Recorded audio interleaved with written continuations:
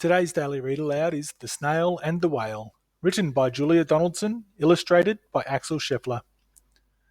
This is a tale of a tiny snail and a great big grey-blue humpback whale. This is a rock as black as soot, and this is a snail with an itchy foot. The sea snail slithered all over the rock and gazed at the sea and the ships in the dock. And as she gazed, she sniffed and sighed. The sea is deep, and the world is wide. How I long to sail, said the tiny snail. These are the other snails in the flock, who all stuck tight to the smooth black rock, and said to the snail with the itchy foot, Be quiet, don't wriggle, stay still, stay put. But the tiny sea snail sighed and sniffed, then cried, I've got it, I'll hitch a lift.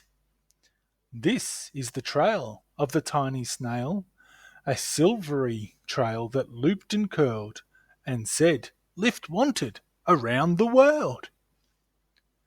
This is the whale who came one night when the tide was high and the stars were bright, a humpback whale immensely long, who sang to the snail a wonderful song of shimmering ice and coral caves and shooting stars and enormous waves. And this is the tale of the humpback whale. He held it out of the starlit sea and said to the snail, Come sail with me. This is the sea so wild and free that carried the whale and the snail on his tail to towering icebergs and far-off lands, with fiery mountains and golden sands. These are the waves that arched and crashed, that foamed and frolicked and sprayed and splashed. The tiny snail on the tail of the whale.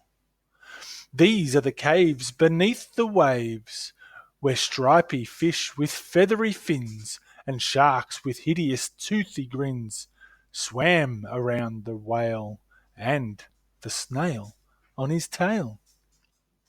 This is the sky so vast and high, sometimes sunny and blue and warm, sometimes filled with a thunderstorm, with zigzag lightning flashing and frightening the tiny snail on the tail of the whale. And she gazed at the sky, the sea, the land, the waves and the caves and the golden sand. She gazed and gazed, amazed by it all, and she said to the whale, I feel so small. But then came the day the whale lost his way. These are the speedboats running a race, zigging and zooming all over the place, upsetting the whale with their ear-splitting roar, making him swim too close to the shore. This is the tide slipping away, and this is the whale lying beached in the bay. Quick, off the sand, back to the sea, cried the snail. I can't move on land, I'm too big, moaned the whale. The snail felt helpless and terribly small. Then, I've got it, she cried and started to crawl. I must not fail, said the tiny snail. This is the bell on the school in the bay, ringing the children in from their play. This is the teacher holding her chalk, telling the class, Sit straight, don't talk. This is the board as black as soot, and this is the snail with the itchy foot. A snail! A snail! The teacher turns pale. Look, said the children, it's leaving a trail. This is the trail of the tiny snail, a silvery trail saying, Save the whale. These are the children running from school, fetching the fireman, digging a pool, squirting and spraying to keep the whale cool.